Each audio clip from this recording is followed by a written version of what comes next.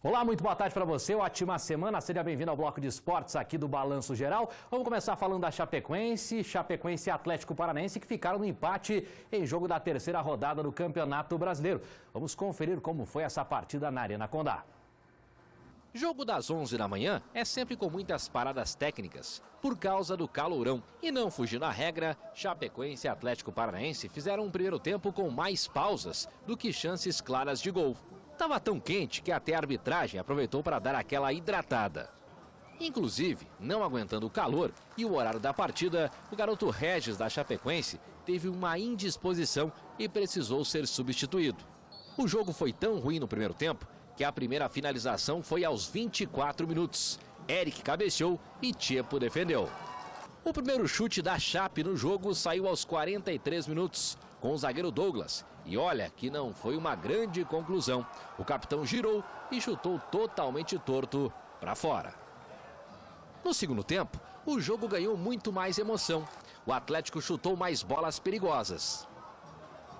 E a Chape respondeu em 2 lances de Everaldo. Na primeira, a bola saiu à esquerda.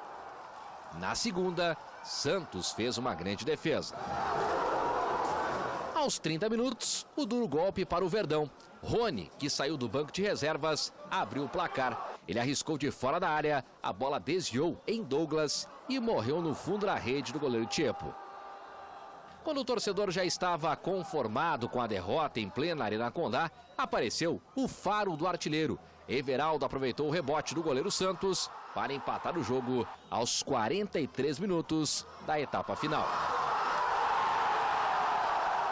Ainda tivemos tempo para a chance mais clara do gol, que foi do Atlético. Rony ficou cara a cara com Tiepo e o goleiro do Verdão salvou a Chape. Placar final, Chape 1, Atlético Paranaense também 1.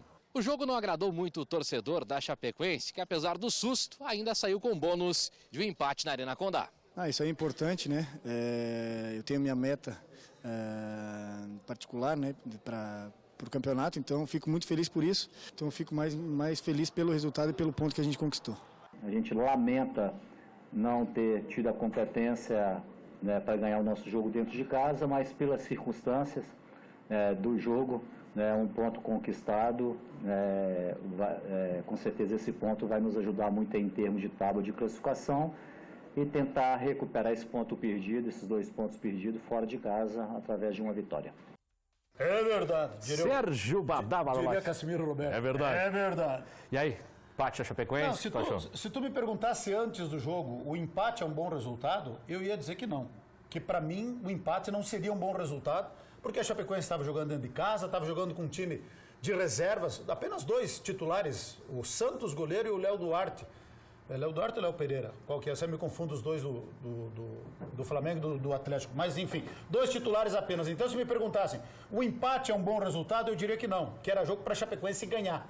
Mas, pelas circunstâncias do jogo, acabou sendo um bom resultado. Primeiro tempo sonolento por parte das 2 equipes, ninguém jogou bola na primeira etapa, um jogo muito ruim, tecnicamente equilibrado e nivelado por baixo, com poucas oportunidades, os goleiros pouco trabalharam. Aí no segundo tempo, aí o jogo melhorou, aí o jogo se tornou mais aberto, Chapecoense procurou propor mais o jogo, ir mais para frente, começou a chegar a bola no Everaldo, que teve 2 boas conclusões, uma que foi para fora pelo lado esquerdo e aquela pelo lado direito que o goleiro Santos defendeu. E aí, logo em seguida, a esta primeira defesa do Santos, o Atlético foi lá e fez 1-0 naquele gol ali. E mais, atenção, Ney Franco, tem que conversar com os caras, meu filho. Não é possível, é a terceira vez que complicam a vida do goleiro Tiepo. Olha aí, ó, essa bola ia para fora. Com todo respeito ao Douglas, baita profissional, baita zagueiro, mas não dá pra colocar o pé nessa bola, gente. Essa bola vai pra fora. Só coloca o pé na bola se tiver convicção que vai tirar. Foi assim lá contra o Corinthians, que o Gum tirou do Tiepo e mandou pra rede. Foi assim contra o Corinthians na Copa do Brasil, que o Alan Ruschel desviou de cabeça e o Tiepo teve que fazer uma defesa milagrosa com os pés e a bola depois acabou entrando. E foi assim ontem. A bola ia pra fora, a bola sem direção, bola fraca, chute despretensioso. Mas aí a bola desviou no Douglas e acabou entrando, tirando o Tiepo da jogada. E aí a Chapecoense depois empatou aos 43 minutos. Ali nós já estava feliz da vida. Tava todo mundo, muita gente já foi embora. Tava tudo morrendo de fome, já era quase 1h da tarde, barriga roncando, me via em suinerve, time torcedor nervoso, indo para casa. E muitos não viram o gol de empate do Everaldo. Aí quando deu o empate, 43 do segundo tempo, termina, juiz, termina. E aí deu um contra-ataque lá, armado pelo Douglas, que eu respeito muito. Mais uma infelicidade do Douglas, e aí surgiu a figura de Tchepo. Menino Tchepo evitou a derrota da Chapecoense com uma baita defesa, mais uma grande atuação do Tchepo, mas procurem colaborar com o Tchepo. Em vez de ajudar o Tchepo, estão prejudicando o Tchepo com essas bolas desviadas na frente da área. Isso aí é um problema que o Ney Franco tem que corrigir. Então, se me perguntassem antes do jogo se foi um bom resultado, um empate, eu diria que não. Que era jogo para ganhar e dava para ganhar, mas jogou muito pouco futebol. E pelas circunstâncias do jogo, acabou sendo um ponto conquistado. De 9 pontos disputados, conquistou 4. Tudo bem que pegou 2 times com times reservas, o Inter e o Atlético Paranaense. Mas está dentro da realidade da Chapecoense. A realidade é essa, tivesse feito 6, era um pouquinho demais, tivesse feito 9, então não seria realidade. Realidade eu acho que é isso aí, é 4 pontos e saber que precisa melhorar, que precisa evoluir para ter uma campanha tranquila. O bom de tudo isso, para finalizar, é de que agora as 6 próximas rodadas, todas no final de semana. Aí dá tempo de treinar, se preparar fisicamente, tecnicamente, taticamente, recuperar jogadores machucados, desde que os jogadores que estão machucados se cuidem, porque não adianta jogador machucado ir para a noitada, que daí não vai se recuperar mesmo, que daí não tem transição que coloque os caras para jogar, e a Chapecoense precisa de todos os jogadores. Então, não adianta estar na transição na noite. A transição tem que ser feita dentro de campo, treinando. Precisamos do comprometimento de todos para recuperar os jogadores nessas 6 próximas rodadas. Depois vem a parada da Copa América e precisa melhorar, precisa evoluir. Pois é, em Porto Alegre tinha tudo para ser uma noite de vitória gremista. O Grêmio começou a partida vencendo e goleando o Fluminense, mas acabou se dando empate. Tu acha? Eu acho que foi tudo armado. Não pode, né? Não é possível. O pessoal estava comentando que parecia o Barcelona, até 23 minutos 3-0. Petkovic. Petkovic comentando o jogo. Estamos transmitindo o jogo de quem? Do Grêmio ou do Barcelona? Parece o Barcelona jogando. Pois é, só que o Grêmio acabou tomando empate, tomou a virada e o pior de tudo, perdeu o jogo lá em Porto Alegre. Vamos acompanhar. Como é que pode, Juninho Espíndola? Duelo de tricolores na arena, mas a diferença do futebol apresentado entre Grêmio e Fluminense foi dividida. O time gaúcho atropelou os cariocas nos 30 minutos iniciais da partida. Aos 6 minutos, André fez o primeiro do Grêmio. O árbitro Rafael Claus consultou o VAR, que validou o gol, sem que o juiz paulista fosse ao monitor instalado na beira do campo. Depois, com a mesma facilidade, só que pela direita, o tricolor ampliou com Everton. E o terceiro gol foi um golaço, no melhor estilo toque de bola, e Jean-Pierre colocou debaixo das pernas de Rodolfo. Os cariocas descontaram com 2 gols praticamente na sequência. Primeiro com Johnny Gonzalez e uns 2 minutos depois, Júlio César bobeou, o atacante Luciano apertou e fez o segundo do Fluminense. O Grêmio saiu para o intervalo confiante na vitória. Mas 3-0 num jogo desse, jogando em casa, olha, eu tinha quase certeza ali que nós iríamos golear. E os visitantes voltaram ligados para o segundo tempo, tanto que o empate veio aos 10 minutos. Luciano cabeceou, mas no rebote, o zagueiro Matheus Ferraz conseguiu o 3-3 no placar. Depois desse escanteio, o árbitro deu pênalti para o Fluminense. O juiz marcou falta de Kahneman no zagueiro carioca. O atacante Pedro cobrou e garantiu a virada de 4-3 para o Flu. E como se não faltasse emoção, teve mais uma dose no finalzinho. Kahneman fez o 4º do Grêmio na cobrança de escanteio. Mas calma que não terminou, porque o tricolor do Rio fez o 5º, com Johnny Gonzalez já nos acréscimos.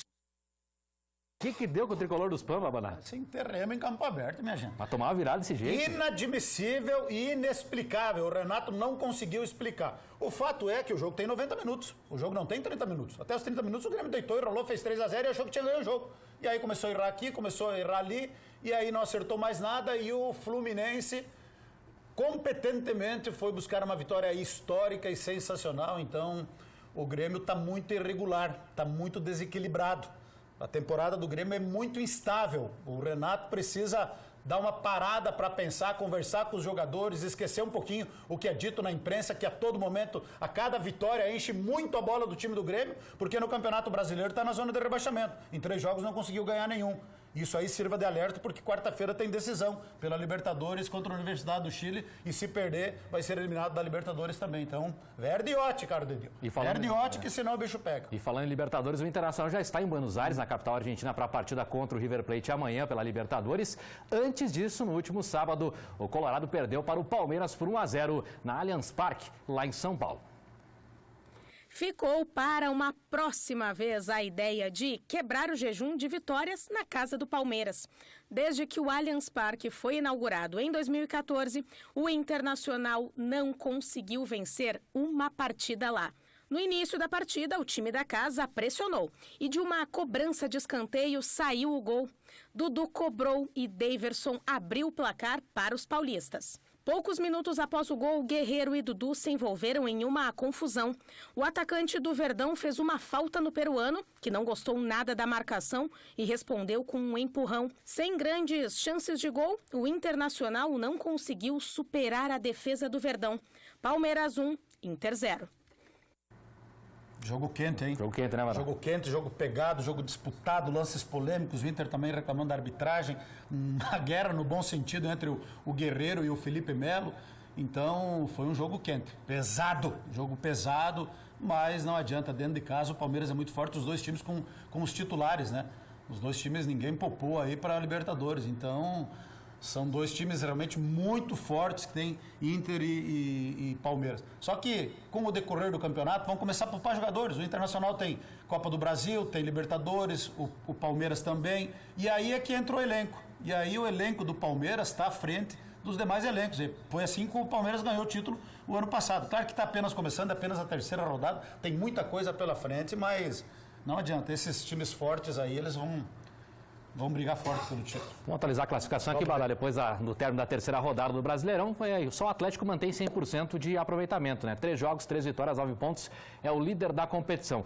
Alguma surpresa até agora? A Chapecoense está aqui na 10ª colocação. Está na primeira página, que é aquilo que a gente sempre espera, né? Tomara que pudesse continuar assim, mas tem muita coisa pela frente. O Atlético, acho que é surpresa, foi eliminado da Libertadores, está aí 100%, Palmeiras não é, São Paulo, Santos, ó, o Bahia, esse aqui não corre risco, Botafogo. Tenho discutido com meus amigos. Botafogo acho que não é candidato à queda. Cruzeiro tem para melhorar. O Atlético Paranaense jogando sempre com time reserva. Flamengo. E lá para trás, lá... O Grêmio ainda não ganhou, né? Não ganhou, tá ali. Ó. É a terceira rodada apenas, mas tá ali junto com o CSA. O Avaí, que perdeu ontem de novo, perdeu por 1-0 também, até agora não ganhou. E o Vasco da Gama, esse sim tá preocupante, né? Tá numa crise, né? Goiás também tá por ali, Ceará, Fluminense.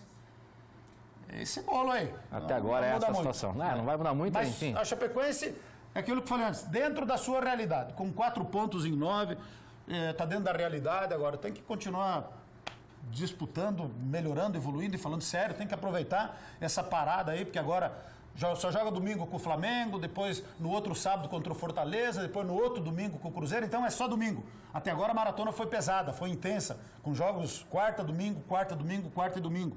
E é campeonato catarinense, é sul-americano, é Copa do Brasil e campeonato brasileiro. Agora é só campeonato brasileiro e jogos aos finais de semana, mais 6 jogos, depois para 30 dias da Copa América. Tem que aproveitar para recuperar lesionado, para melhorar tecnicamente, fisicamente e quem sabe já neste período aí buscar algumas contratações pontuais dentro da possibilidade do clube para reforçar o elenco que está em movimentação. Alguns deverão chegar e outros deverão sair. Tem que aproveitar para ajustar a casa por aí, né? Badá, tem abraço aí? Tem abraço aqui para umas crianças maravilhosas que eu encontrei no sábado à noite, que foram muito gentis com a gente. Então, um beijo muito carinhoso para Isabela e Thalita, um amor de criança. A Ágata Vitória e também o Wellington Caleb. Um grande abraço para todos vocês, crianças queridas, e para os familiares de vocês. Muito obrigado pela audiência de todos. Mas não foi aquele que você tirou a foto e botou nas redes sociais? Aquela lá mesmo. Aquela crianças queridas lá. Show de bola. Gostam de ver o Balanço Geral. No mais, boa semana para todo mundo. Aí a gente volta amanhã. Valeu, então. Valeu. Tudo de bom. Até amanhã. Até.